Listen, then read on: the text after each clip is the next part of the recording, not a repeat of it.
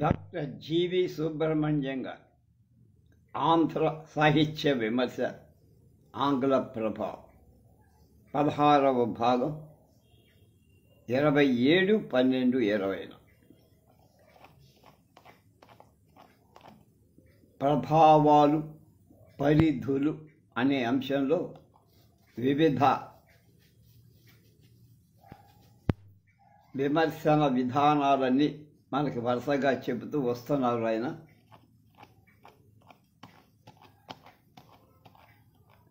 ఇప్పుడు సామాజిక స్పృహ, సాహిత్య స్పృహ.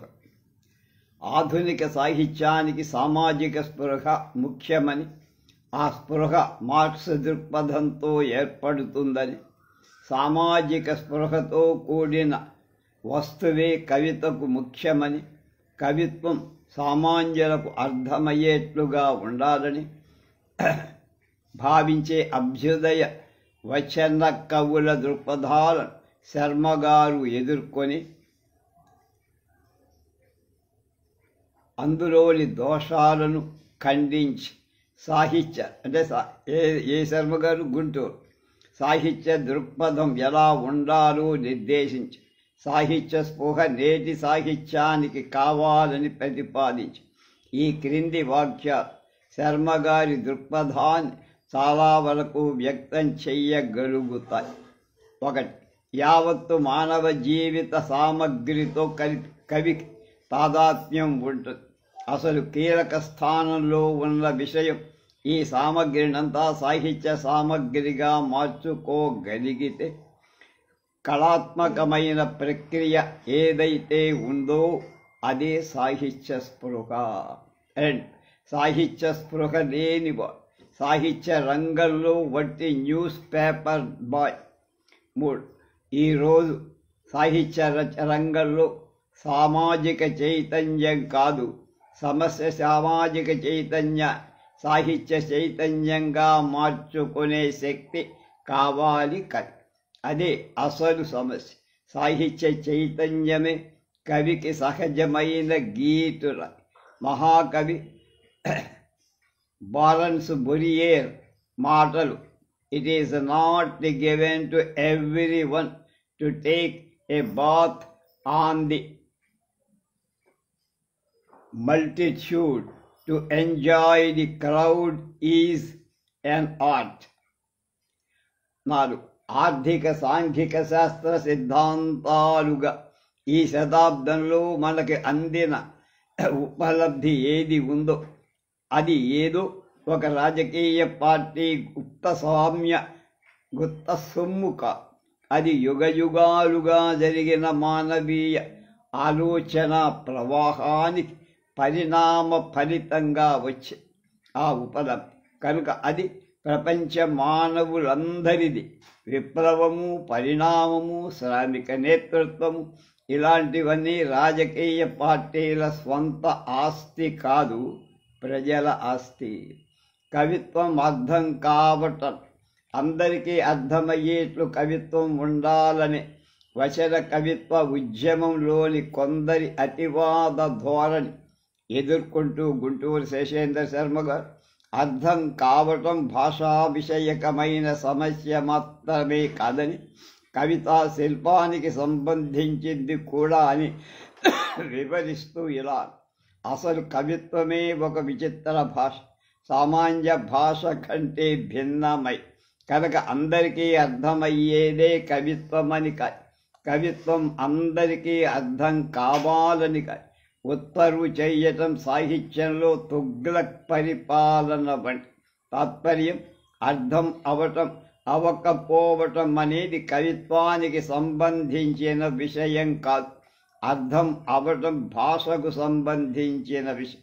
కవి చేసిన ధ్వనో, వక్రోక్తో, సింబాలిజమో ఇలాంటిది ఏదో ఒక చమత్కారాన్ని అర్థం చేసుకోవడం.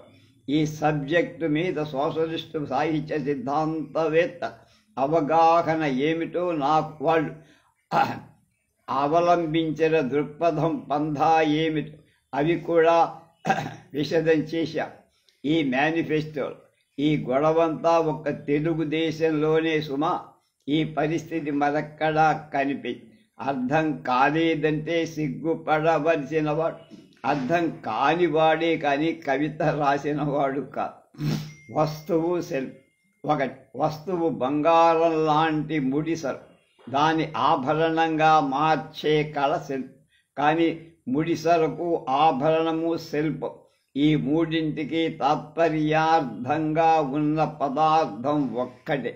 శిల్పం మాత్రం కీలక స్థాయిలో ఉండి చెప్పదలుచుకున్నదేదో అది చెప్పమంటున్నాం, కానీ దాన్ని ఎలా చెప్పాడు అనేది వాడి రచన కవిత్వం కాదా అని తేల్చడానికి కీలక విషయం అంటున్నాం. 3. వస్తువు మీద చర్చ చాలించి అసలు కవిత్వం వైపు దృష్టి సారించాలి. ఏది చెప్పాలి అనే విషయం విస్మరించి ఎలా చెప్పాలి అనే విషయాన్ని గురించి చర్చించాలి. 4. వస్తువును శిల్పరహితంగా అందచేసినప్పుడు అది కళ కాకుండా పోతుంది. మార్క్స్ ఈ విషయాన్ని గురించే ఇలా అంటాడు: truth is governed, truth is general, does not belong to me alone. It owns me, I don't own it. My property is the forum, which is my spiritual individuality. భావశిల్పం వైపు ఈనాడు కవిత్వం అంటే అర్థం వైచిత్రి, శబ్ద వైచిత్రి కాదని, కవిత్వం అంటే అనుభూతి కళ కాని, అభూత కల్పన కాదని, అంటే ఒక జీవన విధానమే కాని బతుకు తెరువు కాదని ప్రచారం చేద్దాం. భావశిల్పం వైపు నిలుద్దాం. అదే నాగరిక ప్రపంచంలో యోగ్యమైన మార్గమని వాల్మీకి వైపు, గాలిబ్ వైపు, బొడలేరు వైపు రమ్మని ప్రబోధిద్దాం. ఆ భావ చమత్కారం ఉన్న కవిత్వం అభ్యాసం చెయ్యాలి, కానీ స్విచ్ వేసిన దగ్గర నుంచి పిండి మిల్లు సౌండ్ చేసే కవిత్వం నేర్చుకుంటే ఎట్లా అని మేల్కొల్పుదాం. ఈ దేశంలో పుట్టి మన భావ సంస్కృతికి జన్మస్థానమైన సంస్కృత కవిత సంప్రదాయం, మన దేశపు కవిత తత్వమీమాంస, పరిసర భాషల కవితా విన్యాసాలు, బహిప్రపంచ భావ పవనం తెలిసి వ్యవహరించకపోవటం ఒక గొప్ప బుద్ధిహీనత అని ఘోషిద్దాం అని కవిసేన మేనిఫెస్టోలో గుంటూరు శేషేంద్ర శర్మ. రాజకీయాలు కవి. సమగ్ర మానవ జీవితంలో రాజకీయం ఒక భాగం మాత్రమే. రాజకీయ సామాజిక ఆర్థిక సమస్యల్ని పరిష్కరించడానికి ఒక సాధనం మాత్రమే. కానీ కవి సంపూర్ణ మానవ జీవితంతో సంబంధం ఉన్నది కనుక తన బాధ్యత రాజకీయ భాగానికే పరిమితం కాదు. ప్రస్తుత సామాజిక సౌందర్య అనుసరించి కవి దృష్టితో రాజకీయం ఎక్కువగా కళ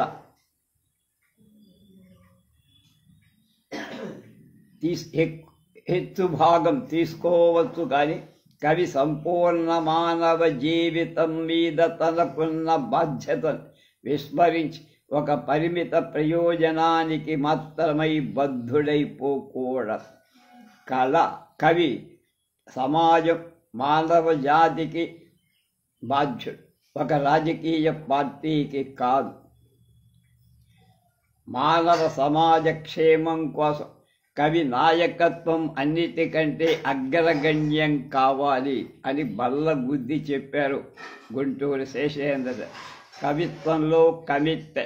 ఒకడు కవిత్వం విషయంలో నేను ప్రతిబద్ధుణ్ణి అని ఆర్భాటంగా ప్రకటించుకున్నంత మాత్రాన లాభం లేదు. కానీ దానికోసం జ్వలించే దశ చేరుకో. కవి యొక్క ప్రతిబద్ధత విషయంలో అనుభూతి, కావ్య ప్రయోజనం, ప్రతిబద్ధత మూడు కలిసి ఐక్యమైపో. అప్పుడే ఆ ప్రతిబద్ధత అర్థం అనేది ఉంటుంది. కమిట్మెంట్ అంటే లోకం కోసం అంటే ఆధర్మ వ్యతిరేకత. కవిత్వం విమర్శ. కవిత్వం అంటే కవిత్వం, కానీ కవిత్వం ఏమిటి అంటే శాస్త్రం. కనుక కవిత్వం అంటే ఏమిటి అనే చర్చ శాస్త్రీయ పద్ధతుల మీద జరగాలి. కవిత్వానికి ఇంద్రియవాదం, కవిత్వ తత్వ విచారానికి హేతువాదం కావు. ఇదే సోషలిస్టు సాహిత్య సిద్ధాంత సారం. చింతన చతుష్టయం. ఈ మేనిఫెస్టో చేసిన కొత్త పని ఒకటే, వర్తమాన ప్రపంచానికి ఉపలభ్యమైన ప్రాచీన ప్రాక్పశ్చిమ భావ్య తత్వ చింతన, ఆధునిక కావ్య తత్వ చింతన, సోషలిస్టు కావ్య తత్వ చింతన అనే చింతనాత్రయం లేక చతుష్టయ శాఖల్ని సమైక్యం చేసి పరిశీలించాలి. ఈ నాలుగింటిలో ఉన్న ఆశ్చర్యకరమైన భావ ఐక్యాన్ని అభిన్నతను ప్రతిపాదించి ఆధునిక మానవు ఈ విజ్ఞానమంతటికీ వారసుడని, ఈ వారసత్వ భారాన్ని మోయటం చేతని వర్తమాన మానవుడి విజ్ఞానాన్ని పరిపూర్ణత లభిస్తుందని ప్రదర్శిస్తుందంతే. సౌందర్య శాస్త్రం మార్క్సిస్టు దృక్పథం ప్రకారం కవిత కాని మరీ సృజనాత్మక రచన కాని ఆత్మకళ.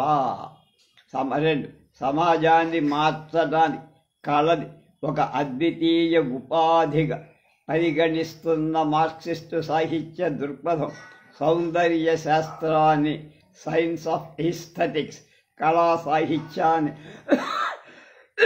సమాజంలో అవినాభావ అబద్ధమైనవిగానే భావిస్తూ వాటిని సంపూర్ణ స్వతంత్ర ప్రక్రియలుగా పరిగణిస్తోంది. అనుభూతివాదం శాస్త్రీయ సమర్థన. తెలుగు సాహిత్యంలో కొత్తగా వచ్చినటువంటి అనుభూతివాదానికి కవిసేన మేనిఫెస్టో శాస్త్రీయమైన భిత్తికను నేపథ్యాన్ని సమగ్రమైన అభివ్యక్తిని ఇచ్చిందని చెప్ప. కవిత్వం ఆత్మ కళ అని, అనుభూతి కళాభ్యాసంలో ఉండే కవిత్వం పుడుతుందని పాశ్చాత్య దృక్పథాలను సమన్వయిస్తూ పేర్కొన్నారు శర్మగా.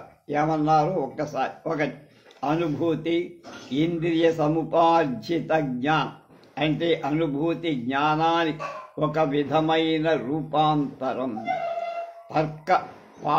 తర్కోపార్జిత జ్ఞానం కూడా, తర్కం చేత పొందిన జ్ఞానం కూడా జ్ఞానమే, కానీ ఇంద్రియ సముపార్జిత జ్ఞానమే కవిత్వానికి ఆధారం. రెండు, చైతన్య సాగర రహస్యానికి తాళపు చెవి అనుభూతి. మూడు, అనుభూతి కళాభ్యాసంలో నుంచి పుట్టేదే కవిత్వం. అనుభూతి కళాభ్యాసంలోంచి పుట్టేదే కవిత్వం అంటే అదే సాహిత్య చైతన్యం, అదే పెర్ఫెక్టెడ్ సెన్సిబిలిటీ అన్న. నాలుగు, అనుభూతి కళాభ్యాసంలో ఆత్మ జగత్, సబ్జెక్ట్ అండ్ ఆబ్జెక్ట్ ఏకమౌ. కవి మొదట అనుభూతిని కళగా అభ్యాసం చెయ్యాలి, ఆత్మీయీకరణ కళగా అభ్యాసం చెయ్యి, తర్వాత అభివ్యక్తిని కళగా అభ్యాసం చెయ్యాలి.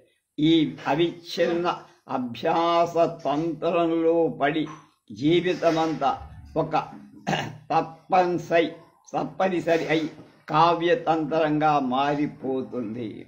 ఆరు, కవికి కావలసింది ఇంద్రియవాదం, హేతువాదం కాదు. ఏడు, కవిలో అనుభూతి మూలంగా ఫీలింగ్ కలుగు, ఫీలింగ్ స్థాయి భావపు సుడిగుండమవు. కవి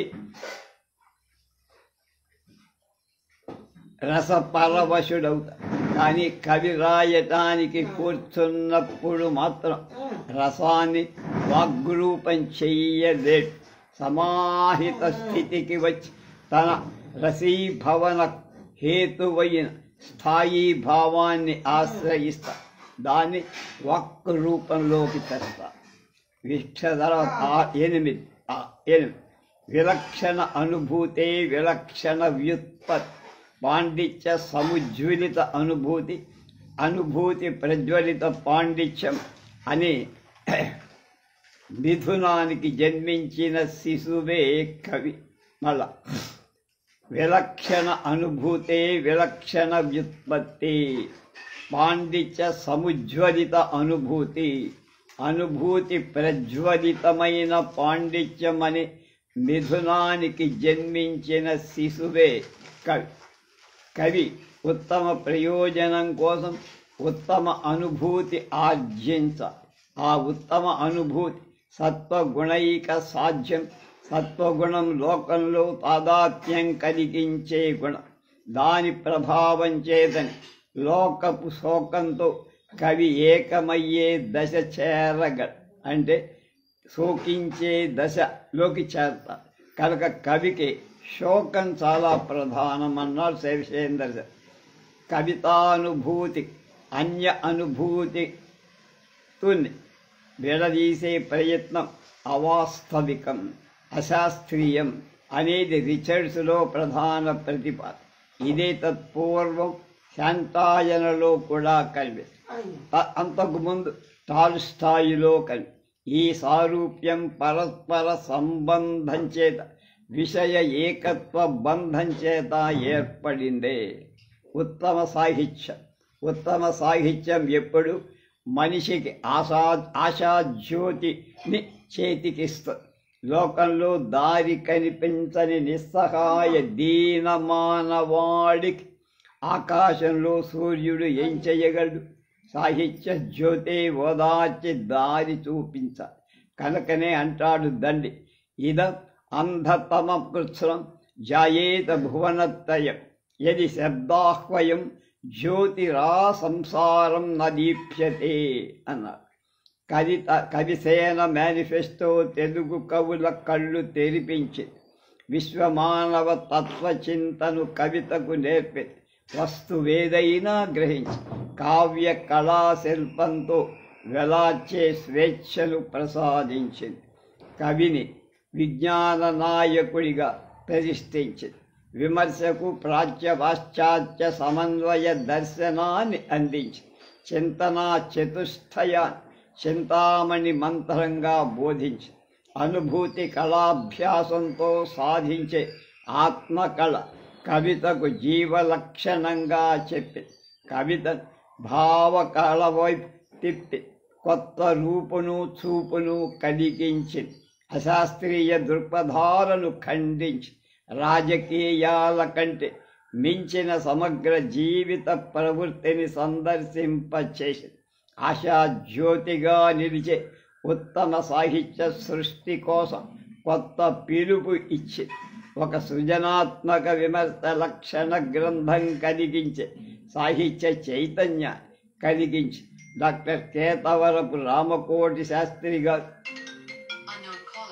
ఈ గ్రంథాన్ని సోషలిస్టు రొమాంటిక్ క్రిటిసిజాన్ని వివరించే సమన్వయాభ్యుదయ దృక్పథం కల కావ్యశాస్త్రమని ప్రకటించారు, ప్రశంసించి. తర్వాత విశ్వనాథ, గుంటూరు శేషేంద్ర శర్మ వాళ్ళిద్దరికీ సంభవం. ఆధునిక ఆంధ్ర సాహిత్య విమర్శకులలో విశ్వనాథ సత్యనారాయణ గారు ఒక అంచున, గుంటూరు శేషేంద్ర శర్మ గారు మరొక అంచున కావ్య రచనా శిల్ప ధ్వజాలను ఎగరేశారు. అయితే విశ్వనాథ వారు రసభావ దృక్పథాన్ని, ఎమోషనల్ అజంప్షన్, అతీంద్రియ తత్వదర్శన దృక్పథాన్ని, ట్రాన్సెండలిజం కావ్యానుశీలనలో ప్రసరింపజేసి విమర్శలు అనుభవ దశ దాకా తీసుకొని పోతే శేషేంద్ర శర్మ గారు అభివ్యక్తి దృక్పథాన్ని ఎక్స్ప్రెషనిస్టిక్ అజంప్షన్, నిర్మాణ సమగ్ర ఐక్యతా భావ దృక్పథాన్ని కాన్ఫిగరేషనల్ అజంప్షన్, కవితా తత్వ విచారంతో ప్రవేశపెట్టి విమర్శను సమన్వయ భావ దర్శన కందాక తీసుకుని వెళ్ళారు. వీరిద్దరి విమర్శలకు భారతీయ ఆలంకారిక దృక్పథమే మూలాధారం.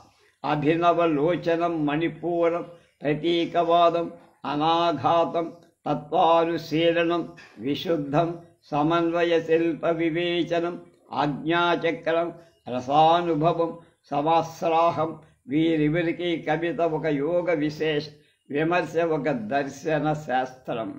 విశ్వనాథవారి విమర్శలు పాశ్చాత్య ప్రభావం అద్వైతంగా, శేషచంద్ర శర్మ గారి విమర్శలు విశిష్టాద్వైతంగా భావిస్తారు.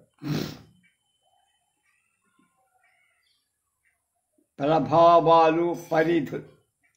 ప్రధాన పరిశీలనానికి పరిధులున్న ప్రభావ బీచికలు సాహిత్య జీవన రంగం మీద వర్తులాకారంగా తమ వ్యాప్తిని, ప్రగతిని సాగించి ప్రయోగ స్వభావాల చైతన్య జీతి తోడ్పడుతూ ఉంటుంది. మొదట ప్రభావం పాశ్చాత్యం కావు, అది కొన్నాళ్లకు దేశీయ చైతన్యంతో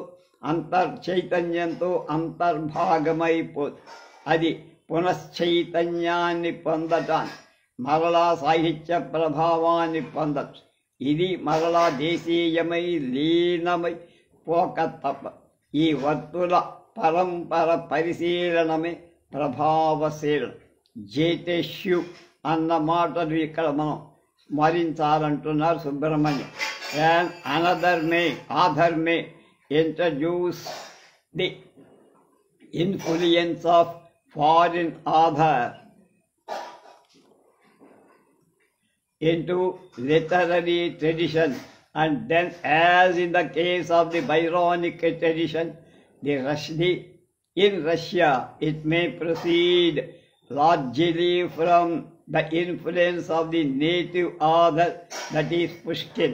But as the tradition continues, it may be enriched by another native author who goes back to the foreign author for materials and or tonalities or images or effects which are not adopted by the first author.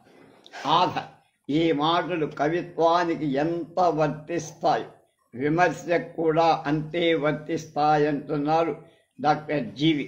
ఈ దృక్పథంతోనే ఆంధ్ర సాహిత్య విమర్శలు ఆంగ్ల ప్రభావాల వల్ల కలిగిన చైతన్య పరిధుల స్థూలంగా సమీక్షించాం. ఇప్పటిదా ఆంగ్ల ప్రభావ పరిశీలనలు ఆంధ్ర సాహిత్య విమర్శకుల సమగ్ర సాహిత్య వ్యక్తిత్వాలకు విలువ కట్టి వ్యక్తీకరించడం సాధ్యం కానీ అలా చేయకపోతే ఆ పరిశీలనం అసమగ్రమే అవుతుంది. ఇన్ఫ్లుయెన్స్ అండ్ లిటరరీ ఫార్చ్యూన్ అనే గ్రంథంలో అన్నా బలాంకియాన్ ప్రభావ పరిశీలన పరమార్థాన్ని ఇలా పేర్కొన్నారు.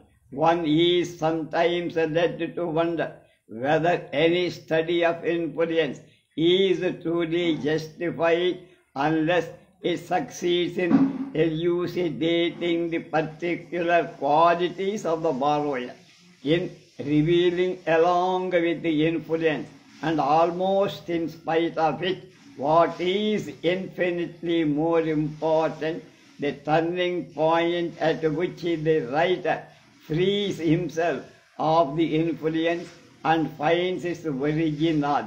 పాశ్చాత్య ప్రభావ దేశీయంగా మరచుకొని సమకాలీన సాహిత్యంలో అభినవ ఉద్యమ ప్రస్థానాన్ని పాంచజన్యాన్ని పూరించే ప్రజ్ఞే విమర్శకుని ప్రతిభా వ్యక్తిత్వం, ఒరిజినాలిటీ. ప్రభావితుడు కావటం మొదటి దశ. ప్రభావాన్ని ఆలోచనలు అంతర్భావింపజేసుకొని సమకాలీన సృజనాత్మక చైతన్య కొత్త వెలుగు చూపించటం రెండవ దశ. ప్రభావాన్ని అగస్త్యునిలా ఆపోషణపడి దేశీయమైన అనుభవాన్ని వ్యక్తీకరించి విశ్వజనీనమైన సమన్వయ వ్యక్తిత్వాన్ని విమర్శకుడు ప్రకటించడం మూడో దశ. మూడో దశలో ప్రభావం నుండి విముక్తమైన అవస్థ భాషిస్తుంది. ఇది ఒక విమర్శకుడి జీవితానికి వర్తించే సూత్రంగా భావిస్తే ఒక సాహితీ తపస్వి సమగ్ర అధ్యయనము. దానినే ఒక భాషలో వెలువడి విమర్శ చరిత్రకే అన్వయిస్తే ప్రక్రియాపరమైన ప్రభావ పరిశీలనము. ఆంధ్ర సాహిత్య విమర్శపై ఆంగ్ల ప్రభావమే కాదు, సంస్కృత ద్రావిడ భాషాది బహు సాహిత్యాల ప్రభావం ఎంతో ఉంది. వాటి సమగ్ర ప్రభావ పరిశీలన జరిగితే వాటికి మించి తెలుగువారు సాధించిన ప్రత్యేకత వ్యక్తిత్వాన్ని కూడా అనుశీలించటానికి వీలు. ఆంగ్ల భాషా ప్రభావానికే పరిమితమైతే ఈ పరిశీలన కొంతవరకు సీమితం కాకతం. అందులో యుగకర్తలు తెచ్చిన చైతన్యాన్ని ఈ అధ్యాయంలో సమీక్షించడం జరిగింది. ప్రధానంగా ఆంగ్ల ప్రభావం ఆలోచన అనుభవాల మీద పడిన వైఖరి వివేచించే పద్ధతి ఇందులో పాటింపరు. మొత్తానికి ప్రభావ వైఖరులు వైవిధ్యంతో కూడి ఉండడం గమనించదగిన అంశం. కట్టమంచి వారి మీద ప్రభావం వరదలా వచ్చి విశ్వనాథ మీద ప్రభావం అంతర్వాహినిగా సాగి సమన్వయ యుగంపై ప్రభావం కొత్త రక్తం వచ్చినట్టు చేరి మార్క్సిస్టు విమర్శ మీద ప్రభావం అచ్చుపోసినట్టు నిలిచింది. కవిసేన విమర్శ మీద ప్రభావం పోషక ద్రవ్యంగా బలమిచ్చింది. వైవిధ్యంతో కూడిన ఈ ప్రభావాలు ఆయా కాలాలలో నవ్యతను సంతరించుకునే పరివేశాలుగా అమరటం సహజం. అంటే ఆరా అంటాం. Writers and critics alike must rediscover and regain for themselves the loftiest ideal in the tradition of their vocabulations in order to establish a normal, truthful, fruitful, complementary relations అని జార్జ్ లుకాక్స్ అనేటివాడు చెప్పారు. అది 5వ అధ్యాయం చాలా విపులంగా తీసుకున్నారు. అది అయిపోయి ఇక 6వ అధ్యాయంలోకి వచ్చారు. వెలుగులు వీచిక.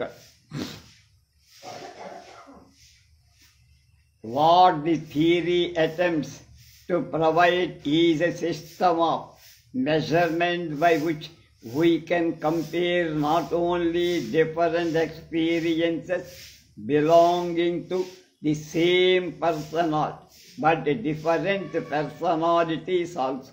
I.R. Richards చెప్పిన మాట. ఆంధ్ర సాహిత్య విమర్శ చరిత్రలో యుగ ప్రవర్తకులైన విమర్శకుల తత్పోషకులైన వాళ్ళని, వారిపై పాశ్చాత్య విమర్శ ప్రభావాలు ఉద్యమ దృష్టితో 5వ అధ్యాయంలో మనం అనుసరించాం అన్నారు. అయితే తెలుగు సాహిత్య చరిత్రలో కొత్తదైన యుగాలను నిర్మించిన ప్రయోక్తలైన కవి, పండిత, రచయితలు ఎందరో. వారందరూ విమర్శకులని చెప్పటానికి వీలు.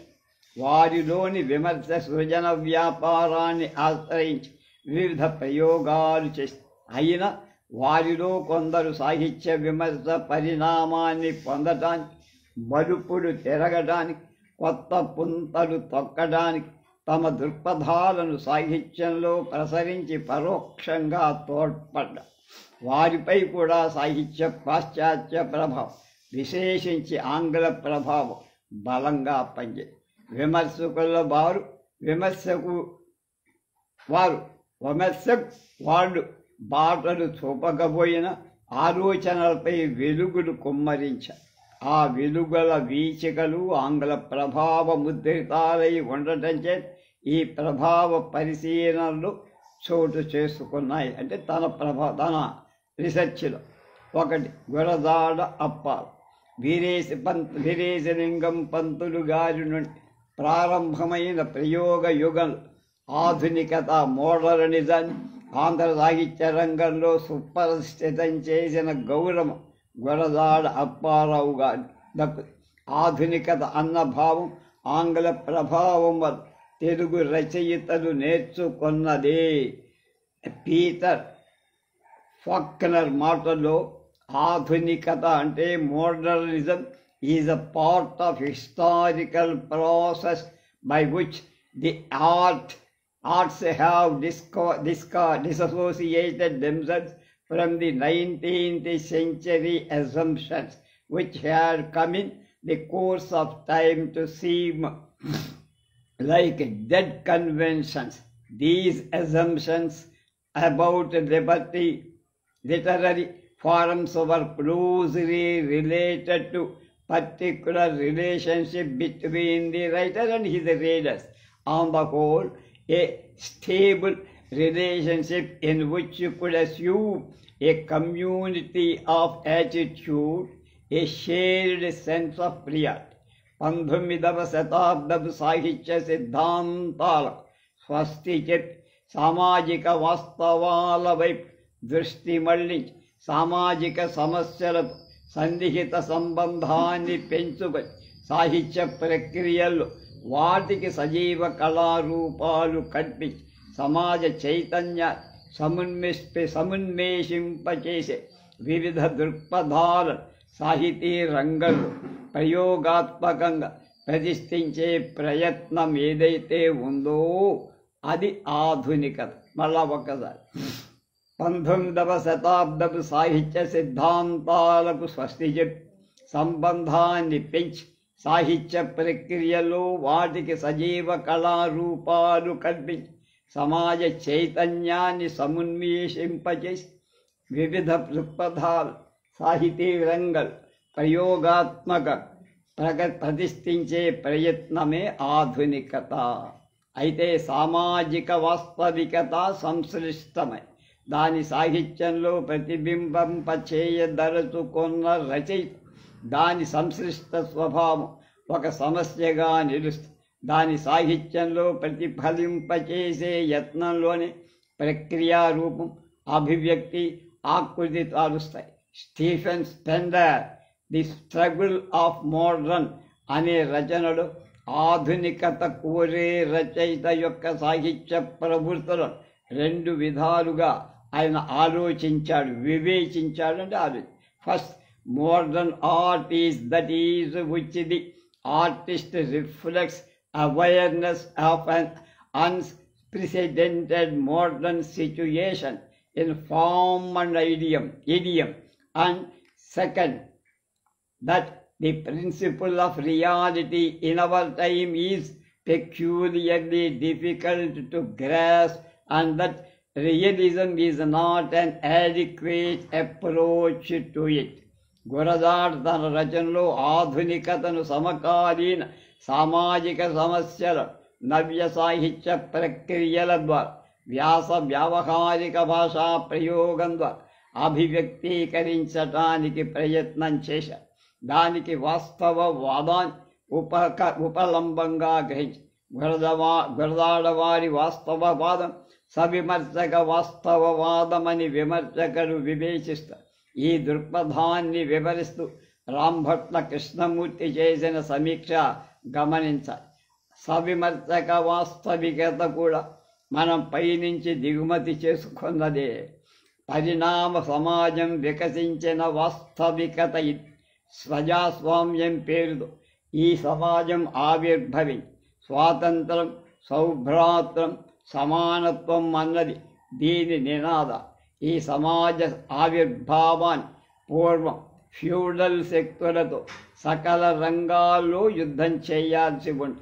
మన దేశంలో మత ఫ్యూడలిజంతో కందుకూరి, భాషా ఫ్యూడలిజంతో గిడుగు రామ్మూర్తి, సాహిత్య ఫ్యూడలిజంతో గురజాడ అప్పారావు యుద్ధాలు చేశారు. The sense of complexity was to be the modernistic writers fundamental recognition అన్న అంశాన్ని గమనిస్తే ఆధునిక రచయితగా అప్పారావు గారిని అవగాహన చేసుకోవటం కూడా సంశ్లిష్టమైన విషయమని అర్థం. ఆధునికులలో అప్పారావు గారిని గురించి వచ్చినంత విమర్శ ఏ కొద్ది మందికి మాత్రమే వచ్చిందని చెప్పరు. గురజాడ సాహితీ వ్యక్తిత్వంలో ఉన్న సంశ్లిష్ట స్వభావం అది.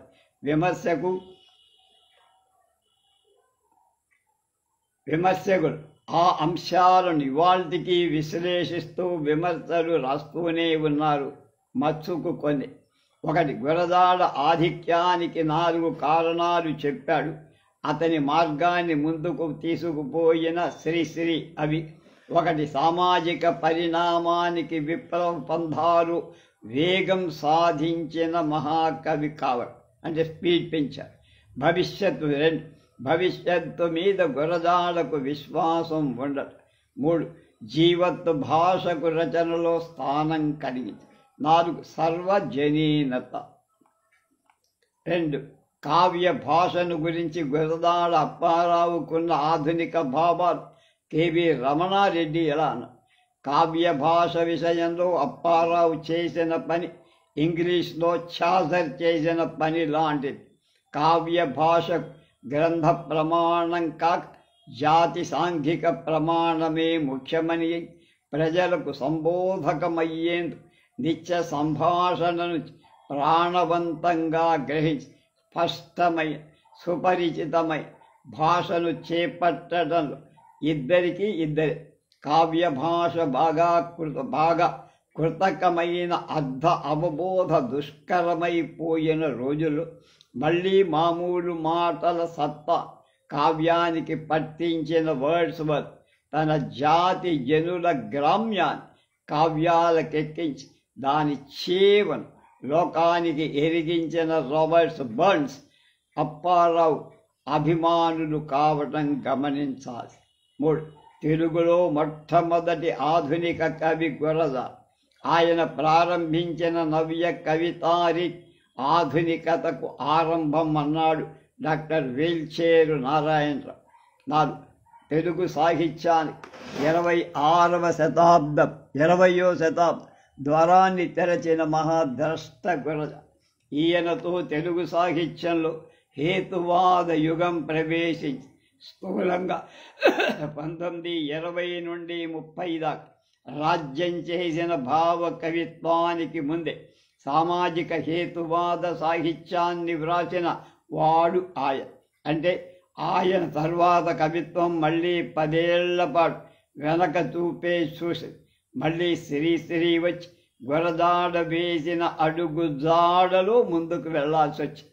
దీన్ని బట్టి తన తర్వాత వచ్చే యుగాన్ని దాటి ఆ తర్వాతి యుగంలో పుట్టాల్సినంత ఆధునికుడు గురజాడ.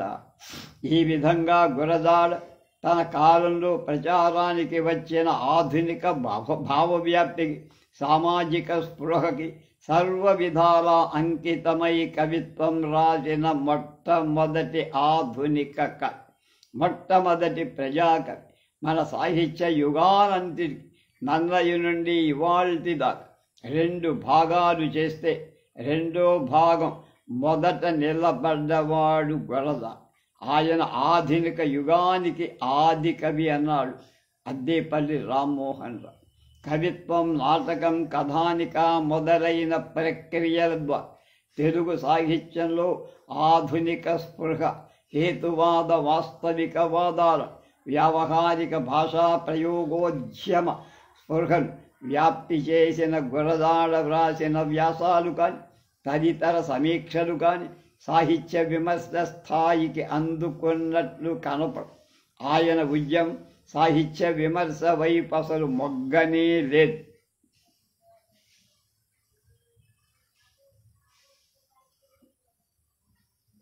కానీ ఆధునిక సామాజిక స్పృహకు కావలసిన బీజావాపనం భావ కవిత్వ యుగారంభ దశలో చేసిన గురజాడ భావ విప్లవ కాంతులు మాత్రం సాహితీ పరుల కళ్ళు జిగేలు మనిపించి. రాయప్రోలు సుబ్బారావు నవ్య కవిత్వ యుగ ప్రవక్తకులలో ఒకరైన రాయప్రోలు సుబ్బారావు కవిగా, ద్రష్టగా ఆంధ్ర సాహిత్య రంగంలో అఖండ కీర్తినార్జించి ఆయన ప్రతిపాదించిన రమ్యాలోకం, అమరిన శృంగార సిద్ధాంతం, మాధురీ దర్శనం వారిని సాహితీ తత్వద్రష్టగా కాల్పనిక యుగంలో ప్రతిష్ఠిస్తారు.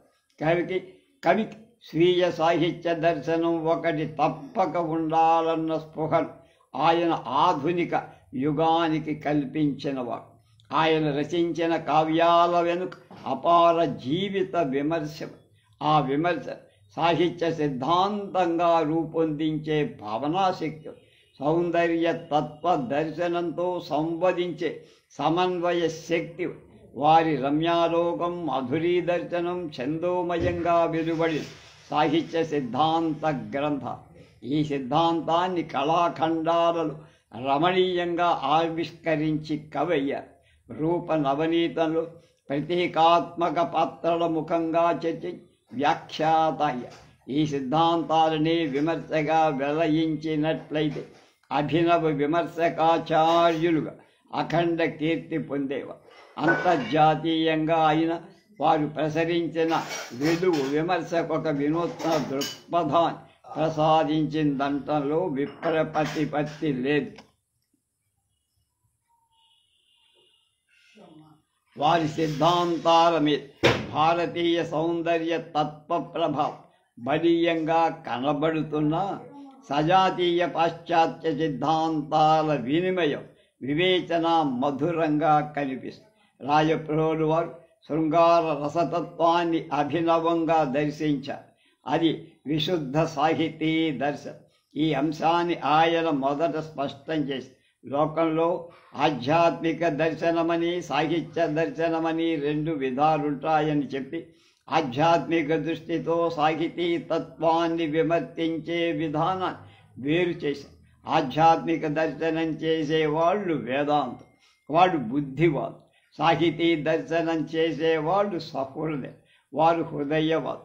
శృంగారానికి స్థాయి అయిన రతిని సంభోగ విషయేచ్ఛా విభాగంగా భావించడం సర్వదర్శనాల్లో సామాన్యమై దాన్ని రాయప్రోలు వారు కాదని శృంగార నిజతత్వాన్ని స్వ ఉపజ్ఞంగా స్థాపించి దంపతుల మధ్య చిరస్థాయిగా నిలిచే స్నేహం స్థాయిగా వర్తిస్తుంది. దీన్ని లాక్షణిక భాషలో రతి అనే అంటారు. తదనుభూతిని శృంగారం అని అంటారు. కానీ దాని నిజమైన అర్థం అది అయిన రతి శృంగారం అనగా సంభోగ విషయేచ్ఛ తత్ అనుభవ విశేషం అనే అర్థంలోని లోకంలో విపరీతంగా వ్యాపించు. ఈ అపార్థాన్ని తొలగించి నిజార్థాన్ని ఆధునికలకు అవగతమయ్యేట్టు చెప్పటాన్నే ఆయన అమలిన శృంగారం అనే పేరు కల్పించి, అమలినమైన రతి ఉంటే ప్రేమ లేదా స్నేహం అని వారి భావం. సంగతమైన శరీర సంబంధమైన రతి స్నేహ దౌతం కావడం అమలినంగా భాషిస్తుందని వారి దశ. బుద్ధిజీవి అయిన మానవుడు ఒక సిద్ధమైన సాధన, ప్రకృతి సిద్ధమైన సాధన నుండి పతనమైన మానవ ప్రకృతి రతిని కామ వికృతిగా భావించి జీవిత మాధుర్యాన్ని కోల్పోయిందని రాయప్రోలి వారి వేద. ఈ వేదనలోంచి సత్యదర్శనం కోసం చేసిన సాధనే వారి వారి సిద్ధాంత ప్రకారం అమలిన శృంగారమే రతి స్థాయికి నిజమైన శృంగారం. ఇప్పుడు కావ్య జగత్తులో పరిగణింపబడుతున్న శృంగార స్థాయి రతిగా భ్రమింపబడుతున్న కామం. ఈ విపర్యాన్ని గుర్తింపజేసి సవరింపచేసేదే రాయప్రోలు వారి అమలిన శృంగార సిద్ధ. రసో వై సహ అని ప్రాచీనుడంటే ప్రీతిరేవ రస అని రాయప్రోలు వారు. ప్రకృతి ఫలం లాంటి అది అందించే అనుభవం రసం. మనం ఆస్వాదించే రసాన్ని దాని రుచి సంస్కారంగా నిలిచిపోతుంది. రమ్యమైన వస్తువులను చూసిన ఆ సంస్కారం మళ్ళా జాగృతమై రసీభవిస్తుంది. కాళిదాస్ రమ్యాణి వీక్ష అనే శ్లోకంలో చెప్పిన తాత్పర్యమిదే. తృణం జలకణాలను ఆస్వాదించి పచ్చబడుతుంది, అంటే గడ్డిపడి. నీరు లేకపోతే ఎండు. మళ్ళా జలసేచనం వల్ల పులకితం. రసచర్వణ స్థితికి తృణం సజీవ ఉదాహరణ. నిరంతర ప్రేమ భావ సేచనం స్థాయిత్వాన్ని భజించే స్నేహ రుచియే రసనామకరమైన దాని ప్రత్యేక తృణ కంకణం అన్నారు ఆయన రాసిన కావ్యం అది రాయప్రోలు. అమలిన శృంగార సిద్ధాంతం మీద ప్లేటో ప్రేమతత్వ ప్రభావం ఉందని కొందరు భావించారు. నారాయణ రెడ్డి గారు 2 సిద్ధాంతాల తారతమ్య పరిశీలన చేసి ప్లేటోకు వీరికి పోలిక లేదు, ఉన్న సామ్యం ఒకటి. శారీరక సౌందర్యం కంటే ఆత్మ సౌందర్యం గొప్ప, ఆంగిక సంయోగం కంటే ఆత్మ సంయోగం గొప్ప. ఈ తత్వాన్ని ఇంచుమించుగా ఇద్దరు ఒకే విధంగా ప్రతిపాది అంత మాత్రం వీరి అమదుల శృంగారం ప్లాటానిక్ లవ్ ఒక్కటే అంటం సమంజసం కాదు. పైగా మూలతత్వంలో ఈ రెంటికి ఎంతో తారతమ్యం ఉందని నిరూపి వీరి మాధురీ దర్శనాన్ని రాబర్ట్ బ్రిడ్జెస్ రాసిన టెస్టమెంట్ ఆఫ్ బ్యూటీ అనే గ్రంథాన్ని ఆనంద సౌందర్యమాల ద్వారా పరబ్రహ్మాన్ని అందుకోవచ్చనే అభిప్రాయంతో మాత్రం పోలికలుందని చెప్పారు. సృష్టి ప్రేమమయమన్న రవీంద్ర భావం వీరిపై ప్రభావం చేసి సుఖ దుఃఖాలు పానికి సహజాలైన మానవుడు దుఃఖానికి లొంగిపోక ఆనందధామం వంక ప్రస్తావించాలన్న రవీంద్ర తత్వాన్ని రాయప్రోలు వారు తృణ కంకణలు లక్షణ గ్రంథాలలో ప్రతిపాదించారని వివేచించి మాధురీ దర్శనంలో రతిభావానికి ఇచ్చిన వ్యాఖ్యానం వైష్ణవ మతంలో మహామాధురీ భావాన్ని దృష్టిలో పెట్టుకొని చేశారని సంభావించి రాయప్రోలు వారే స్వయంగా రూప నవనీత నివేదనలో ఆనందవర్ధనుడి పంక్తులు తమ ప్రవచనాన్ని ప్రాతిపదికలన్నారు. శృంగార రసోహి సంసారిణాం నియమేవ అనుభవ విషజతత్వాత్ సర్వరసేభ్య కమనీయతా ప్రధానభూత విప్రలంభ శృంగారి కరుణే మాధుర్యం ప్రకర్షయత్ విప్రలంభే సౌకుమార్యాదియోస్త్ విరోధం అవిరోధం సర్వేషు రసేషు నిరూపయేత్ సహృదయ విశేషస్తు శృంగారీ తస్య రసపరిపోషకాత్మతత్వాత్ రతేశ్చ స్వల్పేనాభినిమిత్తేన భంగ సంభవాత్ శృంగారః సుకుమారతరః సమానాగపి విరోధి సమావేశం అసహతి. జగన్నాథ పండిత రసగంగాధరంలో వాక్యాలు కొన్నింటిని ఆయన రమ్యాలోకంలో తీసుకున్నారు. ఇలా ప్రాచ్య పాశ్చాత్య దృక్పథాలు ఆయన సిద్ధాంతానికి ప్రేరకాలైన ఆయన దర్శనానికి ఒక ప్రత్యేక ప్రతిపత్తి ఉన్నది అనటానికి విప్రపత్తి ఎలాంటిది ఉండవు. రాయప్రోలు తన సిద్ధాంత దృక్పథంలో ప్రాచీన గాథలైన అహల్య అనసూయల వృత్తాంతాలు వ్యాఖ్యానించే వినూత్న పద్ధతిని ఇది ఒక విధంగా టిఎస్ ఇలియట్ సాహిత్య విమర్శకుండార్జన లక్షణాన్ని జ్ఞాపకం చేస్తుంది. Criticism must always profess and end in view which roughly speaking appears to be the elucidation of work of art and the correction of taste. ఈ లక్షణం రాయప్రోలుకు వర్తింపచేస్తే ఆయన విమర్శకు ఒక కొత్త దృక్పథం వస్తుంది. ప్రాచీన శృంగార గాథల కొత్త వెలుగుతో చూసే అభినవ దర్శనం అందులో. నిజంగా శృంగారం అంటే ఏమిటో నిజతత్వాన్ని తెలుసుకొని అనుశీలించడం సక్రమమైన అభిరుచి నిర్దేశించే సవరణ పద్ధతి. అమలిన శృంగార తత్వంతో దర్శిస్తే ప్రకృతిలో మాతృతత్వం పరిమళిస్తుంది. శృంగారతత్వంతో దర్శిస్తే పరిమళిస్తుంది. సాహిత్యలో రమ్యాలోకం సాక్షాత్కరిస్తుంది. శబ్దార్థ వృత్తులలో ప్రతీయమానమయ్యే వ్యంజన స్నేహశక్తిగా వ్యక్తము. కాంతా సంహితమైన కావ్య పరమార్థం మాధురీ దర్శనం మనసుకు స్ఫురిస్తుంది. ఇవి ప్రాచీన సాహిత్య ఉపాసకులు అభినవ దర్శన శక్తిని ప్రసాదించి ఈ ప్రక్రియను గమనిస్తే ఇలియట్ అన్నట్లుగా the new impressions modify the impressions received from the objects already known.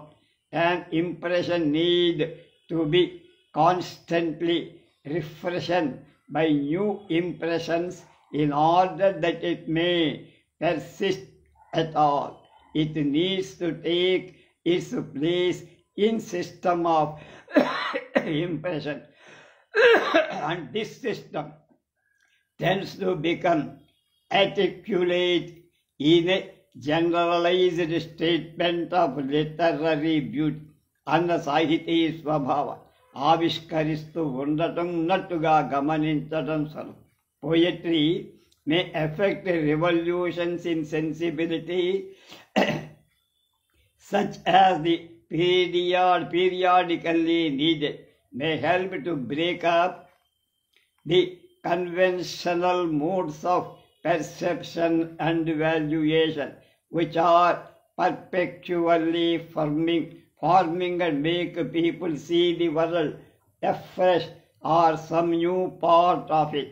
It may make us from time to time a little more aware of the deeper, unnamed feeling which from the substratum of our being to which we really penetrate. For our lives are mostly constant evasion of ourselves and an evasion of the visible and sensible world. But to say all this is only to say what you know already. If you have felt proper poetry and thought about your feeling. అన్న Elliot మాటలు వివేచనం రాయప్రోలు కవిత్వాన్ని కూడా వర్తిస్తాయంటారు సుబ్రహ్మణ్యంగా.